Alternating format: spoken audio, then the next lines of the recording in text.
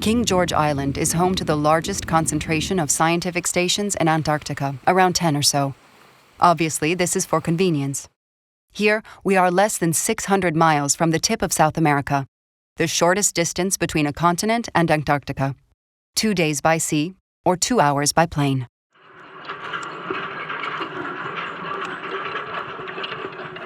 First stop, Carlini, an Argentinian base established in 1953, even before the signing of the treaty.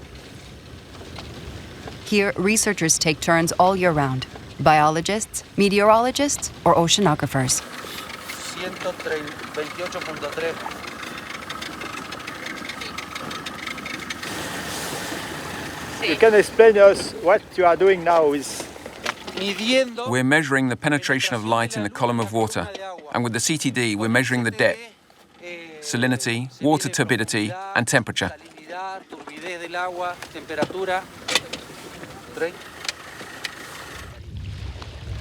But is science really the sole motivation of Argentina, a country historically established here? Laurence is expecting a lot from their first visit. It's quite moving to have contact with the first base. The adventurer has not only crossed Antarctica. In 2009, she managed the French base there, Dumont-d'Urville. A sharp eye to investigate the real motivations of the other countries present here. Roughly, how many people live on the base? Right now, there are 44 people. In the winter, there are 25. It was the same at Dumont-d'Urville. Last summer, our numbers increased to 80. Argentina counts 13 settlements on the continent, the most of any country. 6 stations are occupied all year round, like this one at Carlini.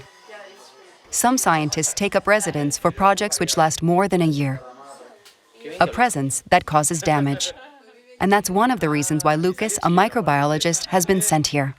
This is my 8th time here. So what I do is to try to restore soil from contamination when we have some fuel spills, maybe, because everything here is powered by fuel.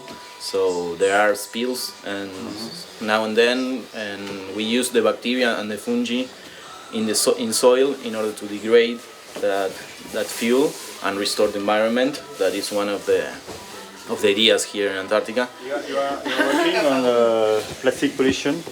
This year there's a group coming to work with microplastics. Yes. They are trying to determine if there are microplastics here in the coal, which we are most certainly. You have the result of the...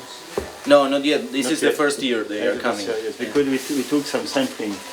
Macroplastics are usual already, and a lot of penguins were found with plastics in their stomachs, and this is quite usual. Microplastics is like a new topic, and people are starting to work on that. Hélène takes advantage of the microscopes at the base to find out a little more about the water samples taken on the boat. There's debris from lots of things. That could be, I don't know, paint residue? You see, it's a bit transparent. I don't really know what it is, but it's not natural. It's solid. Look what happens if I increase the light. Look, this is nylon. In our net, we have at the same time the planktonic community, which is predominantly represented by the diatom and the presence of marine debris. This is probably debris stemming from human activities here in the area. It's difficult to know the origin and composition of microplastics just with a microscopic view. All that blue stuff there. Contamination during the sampling or from the external environment? Further laboratory analysis will reveal more. From which place the plastic come here? The presence of humans mostly is an hypothesis. We are not sure, but we think that most of it comes from our staying here. Missions here last several long months, and the men are happy to enjoy certain traditions and celebrations typical of their country. And in Argentina, on Sundays, it's asado. Me siento en casa. I feel like I'm at home because asado and Antarctica. It's unreal. You have to see it to believe it. Argentina is proud of its traditions and even more proud of its territories. And we're going to find out a bit more about the underlying reasons for the presence of this country in Antarctica. The main thing and the most important thing here, we can see in red the Argentina's claim over Antarctica, which is practically the same as the one of Chile and Great Britain. Before signing the treaty, 7 countries, including France, claimed a piece of the territory. These claims are frozen today, but certain nations intend on keeping one foot firmly planted in Antarctica.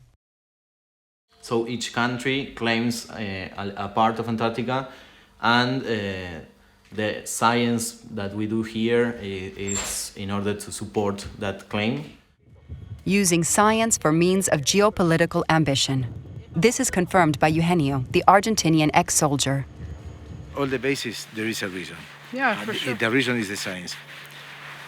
And Plus plus something something political, yes, because Yeah. all the countries are more issues political Yeah. than science. Yeah. And to impose their presence in Antarctica, certain countries are willing to make substantial investments. A few miles from the Argentinians, the explorers visit the most high-tech base of the trip, that of South Korea. Here, they constructed their first base in 1988, which has since been entirely renovated. The country is investing 45 million euros each year in its Antarctica program. A very technological, but also very original scientific base. Inside, Eric discovers another vision of the world. He's here, yes. As viewed by several Southern Hemisphere countries. It's the first time that I've seen a map upside down. It's funny to see it like that, with the south in the north and the north in the south. This is their Antarctic station. The station leader is very proud to show off his facilities.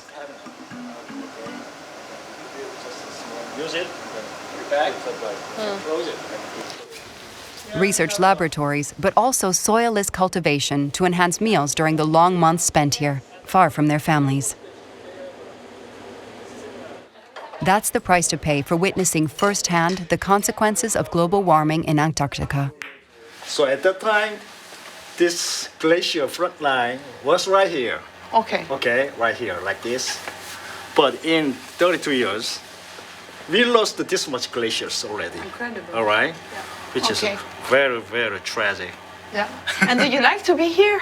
I love it. You love it? Ah, Yeah. okay. But How right many now- times? Well, as a summer scientist, I was here about 6 times maybe. But over winter, this was the first time. It's the first time. Yeah. So, I'm excited to going home back in a week. okay. Yes. Okay. A field of research which is much coveted. Territorial conquests, but also and above all, the quest for resources. Antarctica is said to contain 20% of the world's reserves of petrol and natural gas. Today, nobody can explore or exploit this land, thanks to the Madrid Protocol signed in 1991. But what if certain countries want to get their hands on the treasures of the White Continent one day? Arrival on Bellingshausen Station, one of 7 Russian stations established in Antarctica. The Madrid Protocol is due to be reopened for review in 2048. Certain people are worried that it will be undermined, particularly by Russia. Okay, he will be much later. You better go to Souvenir and So there will be one specific person who will tell us everything. Okay. That's what Laurence would like to understand during the visit. But for that, she needs to meet the station leader. A real treasure hunt. Which starts in the souvenir shop, run by the doctor.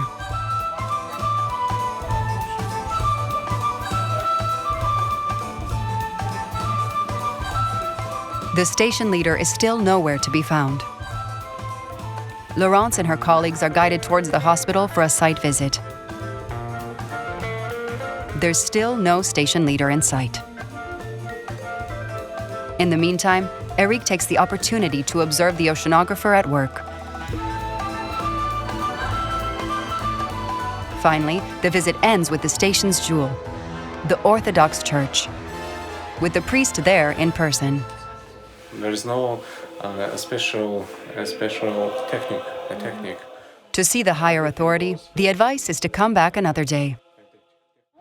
I don't hold out much hope of learning anything more. We'd eventually need to snoop around, but we're constantly under surveillance. We're constantly being followed by someone. Maybe we'll discover more by spending time at some other stations. A few miles away, Laurence and her companions are heading towards the neighboring Chinese base camp. With 4 existing stations and another one under construction, China is also weaving its web. As a country in search of raw materials, its expansion in Antarctica worries some researchers. Why did you decide to come in Antarctica? Why China? Not you, not you personally, but why China decide to build a scientific station in Antarctica? Do you have a...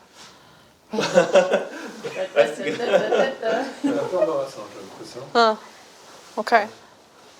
So is it particularly interesting for the biology, penguins, or? Latvia is the country on the science in Antarctica. Laurence and her companions won't get to see much more than this museum. But the adventurer would like to find out more about the reason why China and Russia are blocking the creation of new marine areas around Antarctica. Some countries wanted to protect that part of ocean close to Antarctica, and you decide not to do it. Could you explain to me why? Not to do what? To make that part of ocean protected in the treaty. In the treaty, yes. Yeah. So At the Chinese station, such issues are not discussed with foreigners. The conversation was falling on deaf ears. Impossible to get a single answer. We can't meet any scientists because they're outside. Conveniently, they're all outside today. We can't visit the labs because they're too cluttered, and it might disturb the research. And yet, we're within a territory that doesn't belong to anyone, which is supposed to be dedicated to science and peace. And I think that it's a modus vivendi, a status quo, but which doesn't reflect the reality on the ground.